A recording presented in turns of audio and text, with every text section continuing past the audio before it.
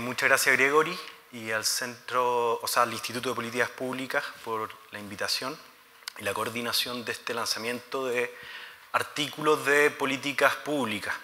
Y especialmente a nuestros participantes en esta discusión, Felipe, Claudio, Mario, muchas gracias por asistir y comentar esto que es de extrema urgencia para nosotros. Sobre todo hoy, más aún después del incendio de Valparaíso. Nuestra última información es que 4 campamentos con cerca de 250 familias están incendiados este fin de semana. Y sobre todo, en el campamento de El Vergel había una situación muy vulnerable en donde 2 personas murieron. Y esto lo comento porque a pesar de que muchas ONG no pudieron participar y venir a este evento, gente interesada en estos temas porque está trabajando en Valparaíso, lo único que hace es manifestar una urgencia sobre este mismo debate. O sea, algo hay que hacer con la gente que vive en campamentos y también mejorar la situación de las viviendas sociales. Entonces, antes de partir quería partir mostrando los 4 artículos en particular. Quería decir un poco sobre el contexto general que se situaron en estos 4 artículos. En primer lugar, una política de vivienda que partió cerca del año 75 en adelante, 3 décadas de políticas de vivienda masiva, ¿cierto? Por lo menos hasta el año 2006, en donde en su pique, en los años 90, se construían cerca de 13.000 viviendas o departamentos anuales. El resultado de esto fue una política muy consensuada de segregación social, en donde hay gente homogéneamente pobre que está viviendo en la lejanía de las grandes ciudades, con poco acceso a equipamiento y servicios, y con pocas oportunidades sociales en general. Además de esto, hace algunos años se está llevando a cabo una nueva política de vivienda, que es la política de segunda oportunidad, que lo que hace es reconstruir viviendas sociales. Es decir, nosotros dimos ya un subsidio habitacional, no fue suficiente, la gente está segregada, lo que hacemos es volver a trasladar a la gente a una política, a unas viviendas sociales que sean realmente efectivas. Por lo tanto, asumiendo la condición de segregación social de esta familia.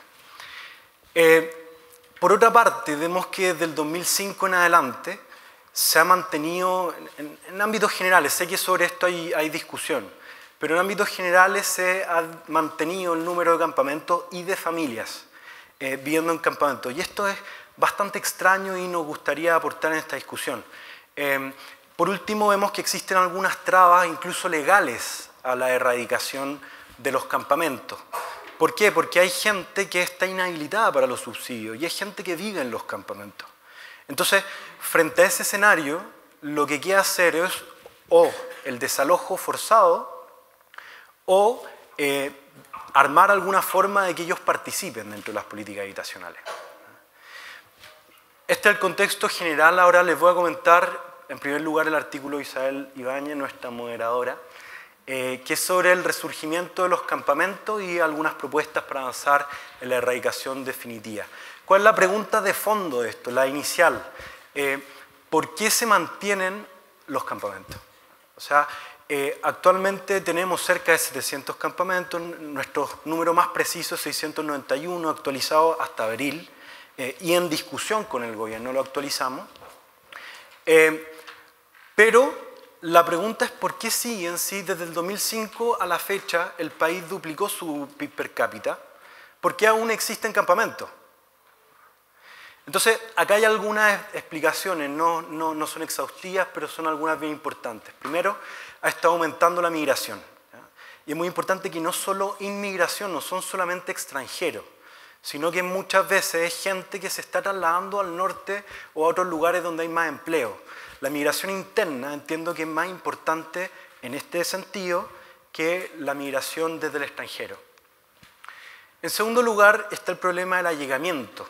Los allegados responden, o el porcentaje de allegados del país es equivalente al 86% del déficit habitacional del país. 86% son allegados, ¿ya?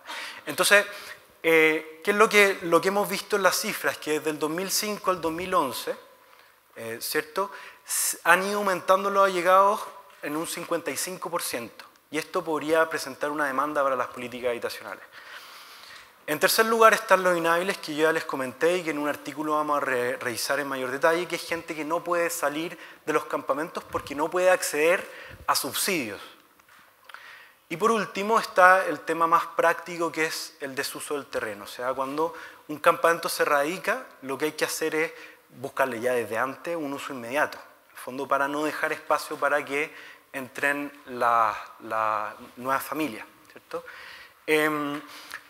El artículo de Ibáñez da algunas propuestas para la erradicación.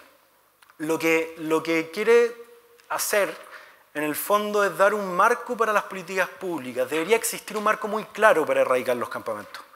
Entonces, en primer lugar, el sistema de priorización de clausura de campamentos debería ser claro. Y ella ahí revisa algunos criterios importantes. O sea, revisa el número de familias. Mientras más familias tienen un campamento, es más vulnerable.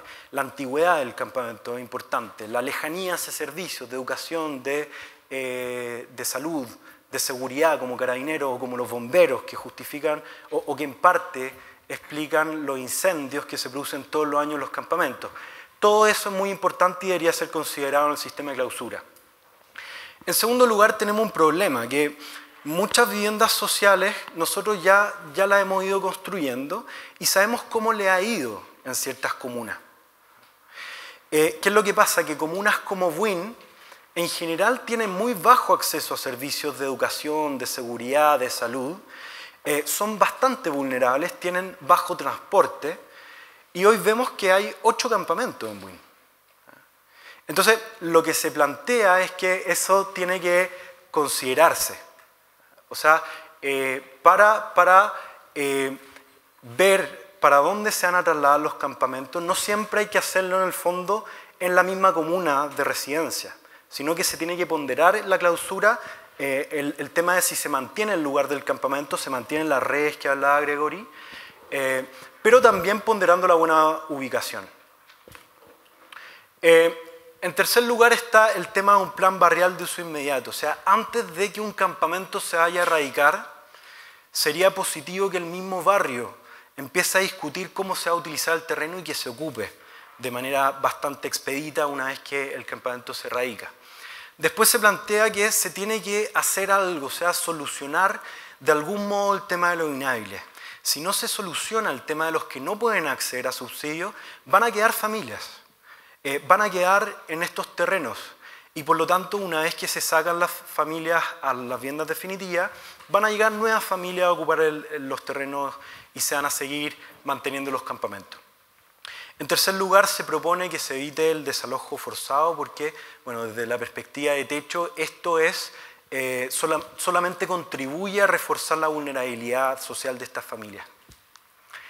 El segundo artículo es el de Alexandra Solís.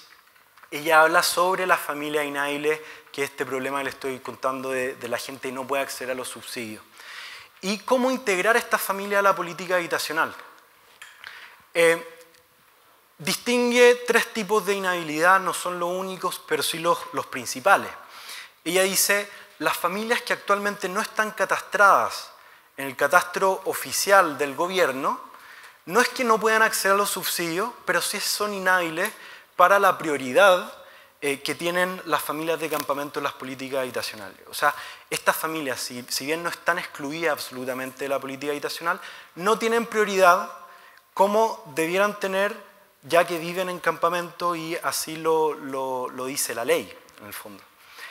Por otro lado están las familias inmigrantes que tienen serias trabas, o sea, las familias inmigrantes necesitan para postular a subsidios habitacionales 5 años de permanencia definitiva en Chile. Para tener 5 años necesitan tener al menos 2 años de trabajo con contrato indefinido. Recién ahí las familias de inmigrantes pueden acceder a un sistema de postulación que en promedio dura 4 años, podría llegar a durar 8. Por lo tanto, estamos hablando de un plazo de al menos 12 años para que las familias inhábiles inmigrantes que están en los campamentos puedan salir de los campamentos. Por último están las familias ya beneficiadas con subsidio, que en el fondo no pueden volver a acceder a subsidio, y muchas de estas familias, por ejemplo, accedieron a subsidios de caseta sanitaria.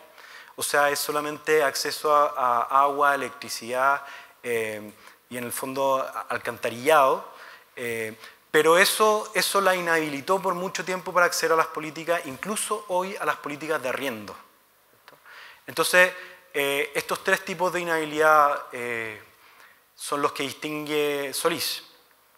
¿Cuáles son sus propuestas? En primer lugar, el catastro de campamentos debe ser móvil, debe ser actualizable. En el fondo, las familias registradas por el gobierno se deben estar actualizando todo el tiempo. Las prioridades se pueden ver después. Tal vez el gobierno puede decir, perfecto, las familias más antiguas son las que van a tener prioridad, pero primero tengámosla registrada. Eso es básicamente lo que plantea Solís. En segundo lugar, plantea algunas alternativas para discutir sobre cómo dar acceso a las familias inhábiles. Dice, se podrían hacer llamados especiales de vivienda para familias inhábiles, podría ser una alternativa. Otra es que se incluyan en los subsidios de arriendo que, como les contaba, actualmente están excluidas. No es posible que postulen al subsidio del Chao Suegra, que promocionaron el año pasado. No pueden postular tampoco las familias inhábiles, o sea, las familias que ya accedieron a vivienda o que son inmigrantes, etc. Y por último, que se utilicen las viviendas en desuso y que están en buen estado, o sea, no cualquiera en desuso. Me parece que en el 2011 hubo un catastro que se hizo de viviendas desocupadas, ¿cierto? Entonces, estas viviendas no sabemos muy bien si se están volviendo a utilizar. Nos gustaría que se utilicen tal vez no con los inhábiles, sino que con otras personas que vienen en campamentos, pero que se les dé un uso y esa podría ser una solución para los inhábiles. Finalmente, algo elemental y tiene que ver con la política específicamente, y que es que existe una discusión sobre con qué criterios vamos a aceptar que los inhábiles salgan de los campamentos y no. Este es un problema muy grave porque si no, no va a poder existir erradicación. O sea, son trabas muy grandes que son desde el ámbito legal en adelante, ¿cierto? Pero el punto es que al menos se discuta y que se arme una política clara sobre cómo vamos a aceptar a los inhábiles dentro de las políticas de vivienda de campamento. Quería comentarles brevemente una noticia. Lo de los incendios me llamó mucho la atención. Justamente yo quería hablar de otro incendio, de un incendio que se produjo el año 2012, el 6 de junio. Les voy a leer brevemente la noticia. La noche del martes, un violento incendio arrasó con su hogar. La joven madre y dos de sus hijos no pudieron arrancar y perecieron en el lugar. Apenas se dieron cuenta, los vecinos corrieron a ayudar con mangueras, ollas y hasta jarros, pero las gruesas rejas que debían proteger a la familia de los delincuentes se convirtieron en una trampa mortal. Cuando Bomberos logró ingresar al departamento, encontró los cuerpos de Ivonne y sus hijos Anet de 5 años y Bastián de 2, los tres están abrazados. Esto pasó en Bajos de Mena, acá en Puente Alto, en la villa Pedro Lira. Hubo comentarios al respecto de los mismos vecinos. Lo que a mí me interesa rescatar es el tema de la extrema segregación de las viviendas sociales. Una vecina, Inés Mora, decía, Carabineros no pasa por aquí. Uno los llama y no vienen, igual que los bomberos. La bomba más cercana está en la plaza de Puente Alto, más de media hora de camino. Cuando nosotros que hemos conversado con los bomberos nos dicen que si es que no llegan en 5 minutos no tiene sentido llegar al incendio. Dice, acá no hay supermercado, farmacia, bomberos, carabineros, no hay nada, estamos abandonados. Otra vecina, aludiendo a las rejas de seguridad que justamente no permitieron que salieran estas 3 personas del incendio en la villa Pedro Lira, dice, vivimos como en un gallinero, enjaulados. Y finalmente Gloria Ceballos comenta sobre el transporte que nosotros somos la última escoria, ni siquiera tenemos dónde cargar una tarjeta VIP. Para hacerlo hay que caminar más de media hora porque la única micro que pasa por aquí no nos para. Y esto tiene que ver también con la seguridad. Eso para presentarles también introducirles la urgencia de las últimas dos claves de políticas públicas que tratan justamente el tema de las viviendas sociales. El primero fue escrito por mí y se llama Barrios de Vivienda Social, 3 focos para revertir su deterioro urbano. Estos 3 focos son el transporte, los espacios públicos y la seguridad ciudadana. Entonces, vamos a ver brevemente un gráfico. Nosotros el año pasado creamos un indicador de vulnerabilidad territorial, que significa desde un punto de en este caso la región metropolitana, cuánta distancia hay hacia todos los servicios de seguridad, educación pública y salud, ¿cierto? Hospitales, consultorios, etc. Es básicamente eso, un indicador de qué tan lejano estamos de los equipamientos, que es el que ven acá abajo. Lo que quiero presentarles acá es de acuerdo al transporte, que mientras mayor distancia tienen las villas, que son todas las de la región metropolitana, son todos estos puntos que hay en el gráfico, mientras mayor distancia tienen hacia los equipamientos básicos, peor transporte tienen o más cercanía hacia paraderos de 3 o más recorridos. O sea, uno podría pensar que el enfocar el transporte público para integrar justamente a los que están más lejanos de los servicios. Pero lo que está pasando es que el transporte está potenciando esa lejanía. O sea, es diferente y contribuye a demostrar la diferencia social que hay entre los sectores que están lejanos del servicio y los sectores que están cerca de los servicios. En cuanto, bueno, un dato que no es menor, que 17 villas de la región metropolitana, si uno ve un radio de 500 metros a la redonda, no tienen ningún paradero de micros, ¿cierto? O sea, ellos sí están excluidos del transporte público. En cuanto a las áreas verdes hay un dato singular. Si uno toma las cuatro comunas con mayores ingresos de la región metropolitana, se da cuenta que aglomeran el 32% de las áreas verdes de la región. El 32%. Si uno toma las 4 con peores ingresos, con más bajos ingresos de la región, ve que aglomeran el 4% del área verde. Entonces, ya hay una distribución regional que es muy diverso y es según el grupo socioeconómico. Además de esto, vemos que si uno toma los puntos de todas las villas de la región metropolitana, ve que las áreas verdes que están alrededor, en un radio de 1000 metros, el 64% está en mal estado. O sea, no es solo un tema de proporción del área verde, sino que también de calidad. Finalmente está el tema de la seguridad ciudadana. Lo que vemos es que hay sectores que falta seguridad, sobre todo las comunas más periféricas, como Cerro Navia, como Renca, como Puente Alto, y que la gente percibe la inseguridad. De hecho, si uno les pregunta, hemos hecho algunas encuestas en Puente Alto, en diversos sectores, La Pintana, Los Espejos, y lo que nos dicen es que después de la falta de privacidad, lo más importante para ellos es la falta de seguridad.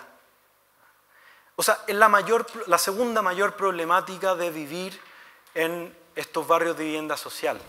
Y hay muchas, sobre todo, yo les decía, las villas más periféricas que quedan a más de 3 kilómetros de Carabineros. Hay 3 propuestas acá. En el tema de transporte, primero, priorizar las villas que no tienen transporte, como les contaba, estas 17 villas, y sobre todo aquellas que además de tener bajo transporte, tienen alta lejanía hacia los servicios y los equipamientos básicos y públicos. En segundo lugar, mejorar los espacios públicos. Proponemos que sea un fondo equitativo, o sea, que apunte hacia la equidad, en donde postulen las comunas, pero tengan más posibilidades aquellas que tienen menos espacios públicos y en peor estado, y que estos fondos también incluyan la mantención de los espacios públicos y sobre todo la seguridad, porque si no la plaza podría ser muy bonita pero transformarse en un centro de delincuencia, por ejemplo. Y por último, el tema de la seguridad ciudadana, armar un plan de seguridad específico para sectores que sabemos que son muy inseguros y que el ministro de Interior seguro que lo sabe, ¿cierto? Ahora, el problema de esto también es que no se estigmatice, o sea, que no por llenar los barrios con seguridad, y que esto es un problema bastante importante, porque si se hace eso, se llenan los barrios de seguridad, se pueden transformar en barrios policiales, o barrios que la gente piense que son de por sí inseguros. Entonces, tampoco queremos estigmatización y eso es un equilibrio bastante difícil de conseguir, pero es lo deseado. Finalmente, les quiero hablar sobre el subsidio de localización de viviendas sociales. Este es un subsidio que partió el año 2006 y que se ha ido desarrollando, ha ido cambiando en el tiempo, ha ido mejorando un poco. Básicamente se le aumenta, o sea, se le dan más fondos a los proyectos de vivienda social que quedan dentro de algunos criterios específicos de localización, de buena localización. ¿Qué es lo que vimos acerca del subsidio? Estos son los criterios. En primer lugar, que sean proyectos de máximo 150 viviendas. En segundo lugar, que estén en comunas de más de 5.000 habitantes. Nosotros hicimos el cálculo según los datos aproximados del censo del 2012. Lo que encontramos es que solamente 46 de las 350 comunas de Chile, solamente 46 tienen menos de 5.000 habitantes y ahí nunca ha existido un proyecto de vivienda social. Entonces, esta es una cláusula por debajo, pero no ayuda a la integración. Es un límite para que no se vayan los proyectos a esas comunas. En tercer lugar está la empresa sanitaria. Lo que planteamos en el documento, este es el documento de Juan Correa, lo que él plantea acá es que ya existía la cláusula de que solamente se podía construir en sectores urbanos. Esta nueva cláusula que se fue haciendo con la mejoría del subsidio, dice empresa sanitaria, pero resulta que el 99% de los sectores urbanos ya tienen empresa sanitaria. Entonces creemos que no es un gran avance frente al subsidio que partió. Algo similar pasa con lo de vía local o de rango superior. O sea, en los sectores urbanos, estas vías local de rango superior son vías que puede pasar transporte público. No que pase, pero que podría pasar transporte público. Creemos también que los sectores urbanos, esas vías son abundantes y no presentan un gran requisito para la localización. Sí, estos tres puntos podrían ser bastante excluyentes. Entonces, el subsidio plantea que el transporte público tiene que estar a un máximo de 500 metros. Tienen que existir al menos 2 niveles de educación a un máximo de 1.000 metros. O sea, puede ser prebásica y básica o prebásica y media. Y finalmente tiene que existir salud primaria a un máximo de 2,5 kilómetros. Juan Correa modeló esto y le dio esto. O sea, todos los sectores en naranjo aplican al subsidio de localización con estos criterios. Por lo tanto, lo que él plantea es que no es muy excluyente.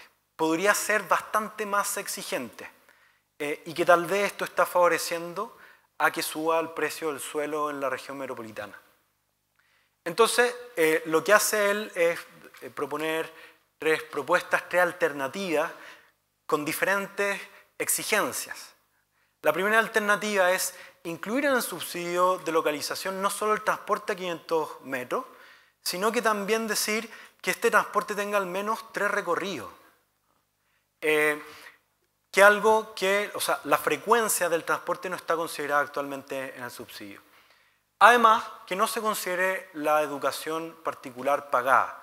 A nosotros nos parece eso evidente.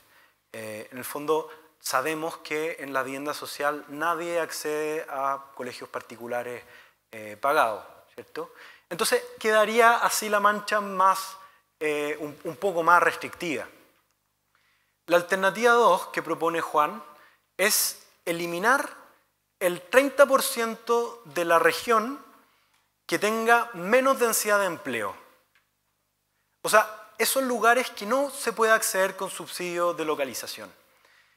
Y él lo calculó viendo la densidad de sectores industriales, enclaves empresariales, subcentros metropolitanos y malls. Y finalmente él dice, podemos además sumar una tercera exigencia para que esto sea aún más exigente, valga la redundancia. Esta sería la alternativa 3, que además de todo lo anterior, lo que dice es que los suelos no deseados, tales como rellenos sanitarios, transferencia de residuos, plantas de tratamiento de agua y centros penitenciarios, no puedan estar más cerca de 1 kilómetro. O sea, las viviendas sociales no pueden estar cerca de estos suelos no deseados y que haría una mancha urbana como esta. Ese es básicamente el resumen de los 4 artículos que presentamos y esperamos que, claro, puedan ser recibidos, ojalá por la ONG, por el sector público y por los dirigentes sociales. Muchas gracias.